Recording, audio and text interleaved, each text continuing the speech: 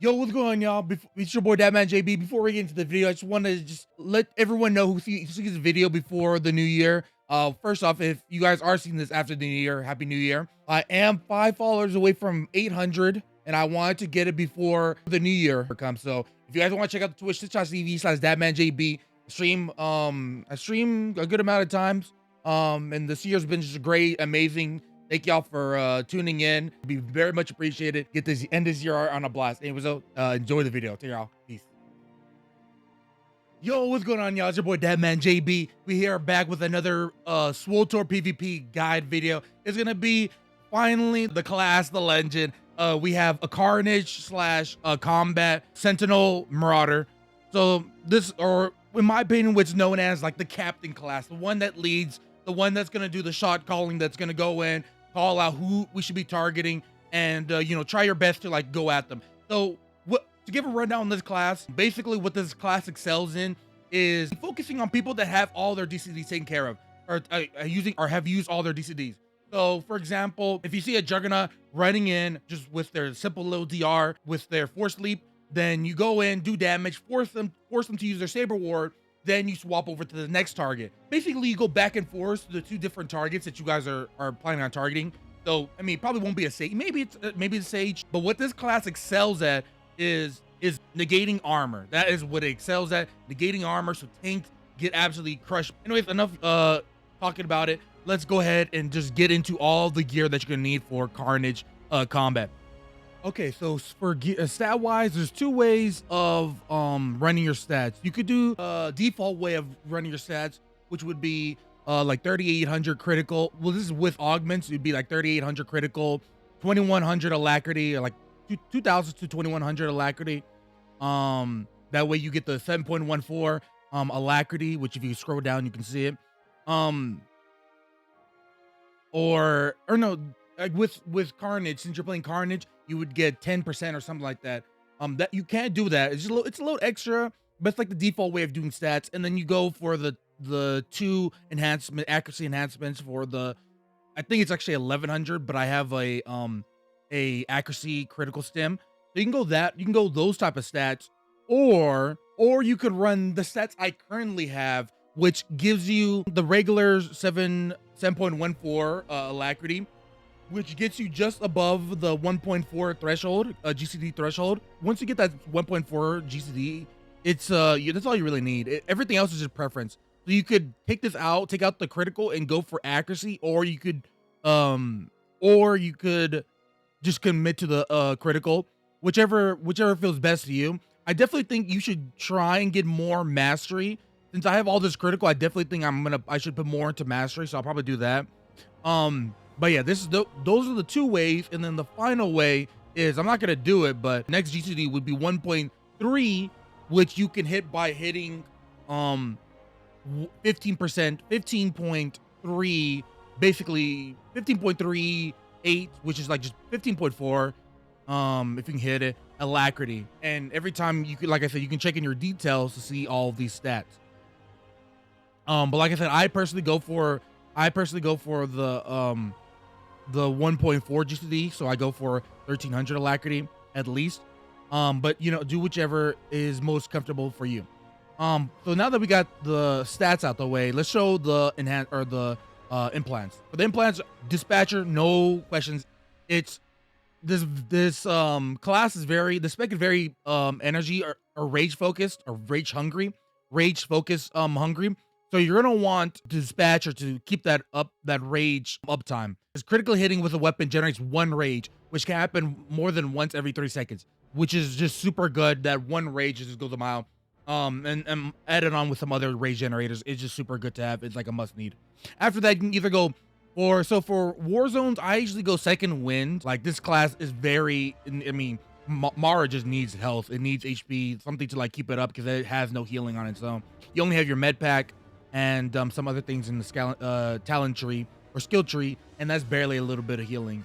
So having that second wind is just super good for war zones. As for arenas, you're gonna want to go all in DPS, and hope that once you're low, you're able to kite out or camo out, and no one go after you, no one follow up on you. For your relics, I go mastery and critical. You couldn't do power, but I just want I want to get as much critical as possible. I'm just a big crit person, and this class you can get up to like 70 or 80% critical. So that's why I personally go critical relic, but it's up to you. After that, you have your skill tree where you're gonna want to go driving gore. It legit makes this rotation a lot better.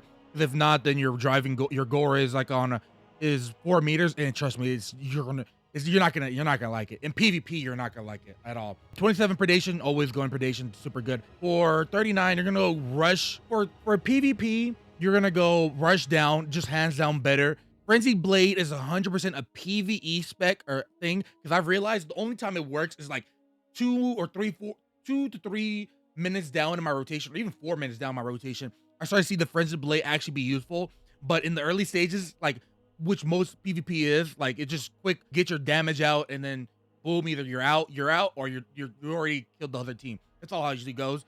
For 51, I personally go force charge.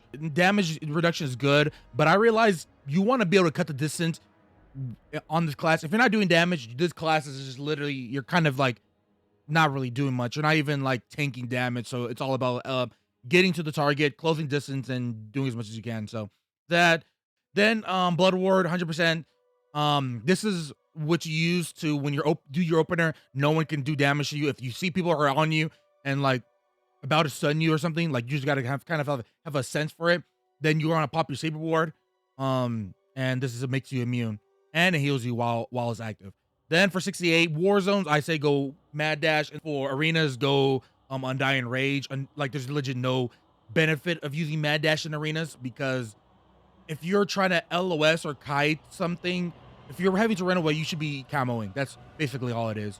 That's why Undying Rage is just a lot better. 73 Thirst for Rage. I just think all around Thirst for Rage is so good. It might not be a lot, but like over time, you're gonna be alive for at least 30 seconds. So like if we're just in a theoretical sense, if you're damaging for 30 seconds straight, you're taking 24 healing. For 30 seconds, that's 32k HP. It's not the craziest amount, but it's better than nothing. So 100% and plus with all the DRs being added on with your Cloak of Pain and your Undying Rage and your Saber Ward, you're just gonna, and your Warzone Med Pack or Adrenal, you're gonna be having a net positive over a net negative at times. So that's just why I personally go Frenzy, or I personally go Thirst for Rage. I've sometimes run Brazen, but in the long term, I've realized Threat for Age is just way better, especially in war zones. Oh, Tactical. Forgot. The last thing is Tactical. Tactical, I run Shade of Mortis, just the best. I wouldn't go Overwhelming Offense. I wouldn't go... I mean, you could maybe go for Grit Teeth for the Saber Ward reduction, but my personal opinion, Shade of Mortis is just, that damage is so good. It's legit. I mean, it's what's going to carry your damage, actually, because Massacre you're going to be your main ability. Here, legit, all this class is just about beating players on the head with your two lightsabers. That's basically what this class is, but it's super fun. Like with all the speed added on and whatnot, it's just super fun to do. Okay, so let's go over the ability tree. Starting off, we have Atara Form. Basically what it does is during some of your successful melee attacks, you deal additional 20% or additional 4,500 damage, and this can happen more than once than 1.5 seconds, every 1.5 seconds. So good extra damage. Sweeping Slash triggers Atara Form.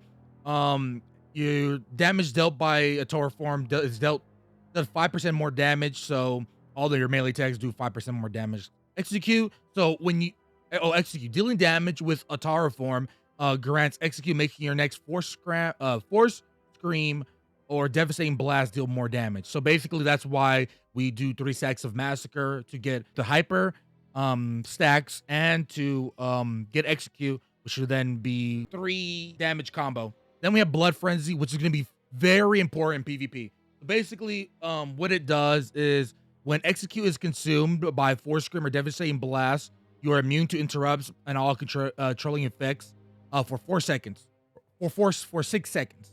So this is what makes this ability so good and important, is once you cast your Ferocity, which can be cast whenever all you need is 1 focus or 1 rage, you then get 30 seconds or 6 seconds of immunity for basically all CCs.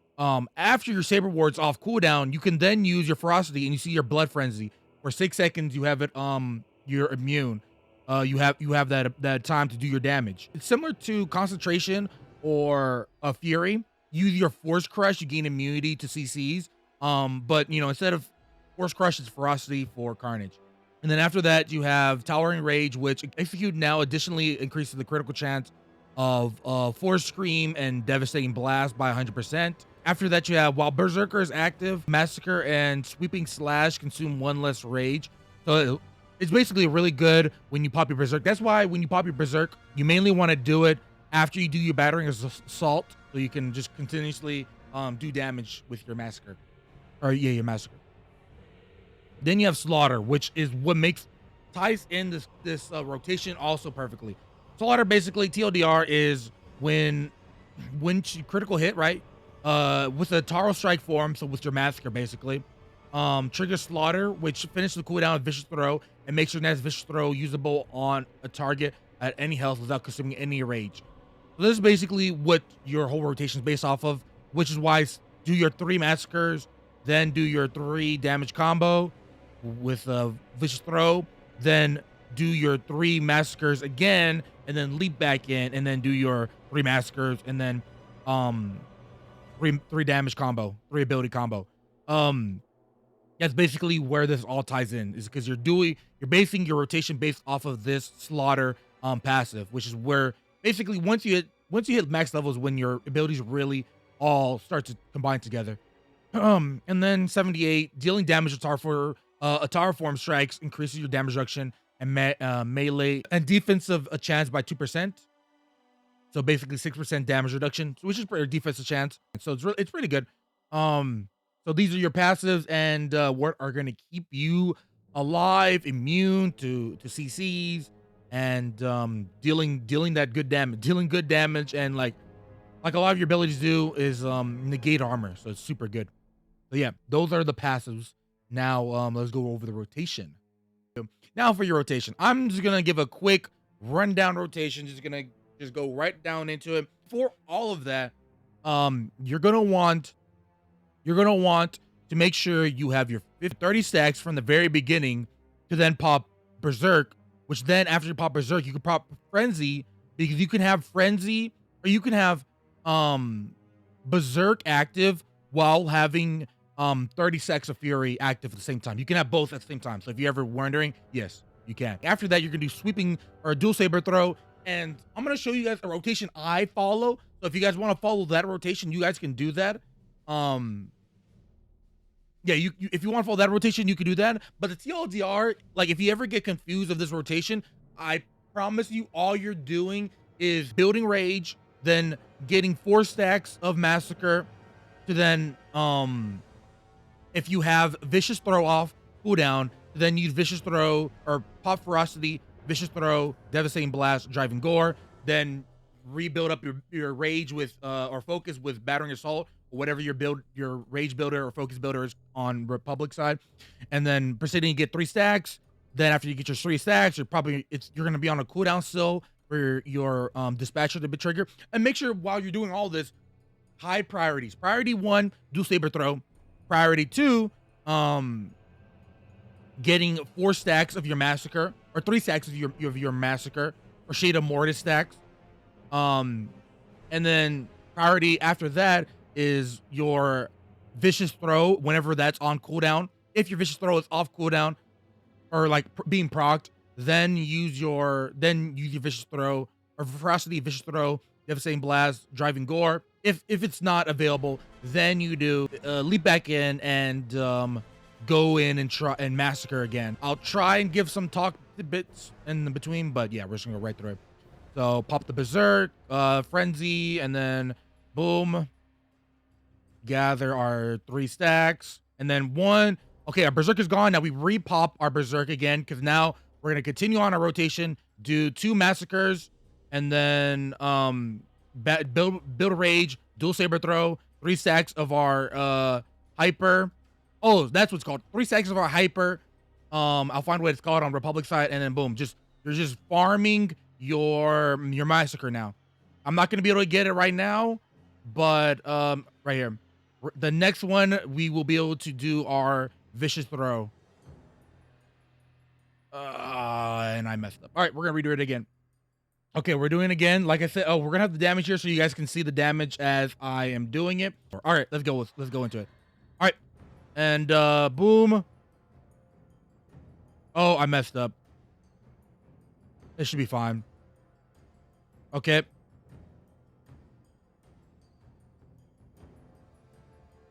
So again, dual saber throw right off cooldown. Besides that, I mean, we're always gonna get our 30k DPS, so that's always secured. But then, like I said, just gonna go get our 3 stacks, just 3 stack reset, 3 stacks of hyper reset. If you don't get the vicious throw off cooldown, the first stack of vicious throw, just jump back in and try it again. But again, remember, dual saber throw is more important than your stacks. Way more important.